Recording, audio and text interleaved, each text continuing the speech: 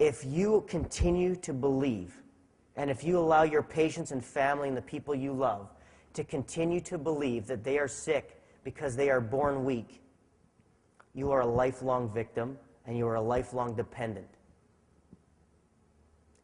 As long as they believe that, they will find it rational to believe that the solution is to take a drug to override their own regulatory systems.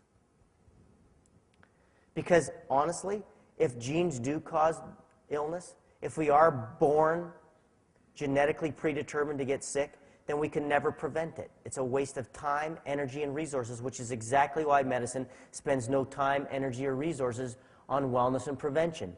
Because if your model is that the human being in front of you is sick because of pathological self-function or because of genetic predetermination, then it makes no sense to spend any of your time, money, energy, or resources on preventing that illness or getting that person well.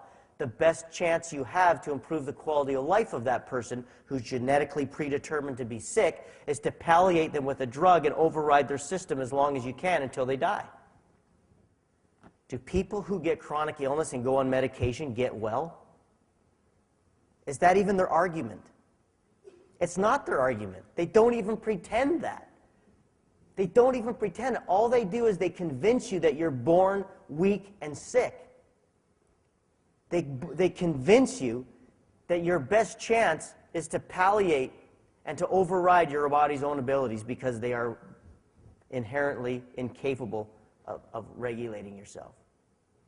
Now, if I were going to talk to you about the difference between the allopathic or medical point of view and the chiropractic point of view, that's the difference. What's the major difference? We're right, they're wrong. Based on science.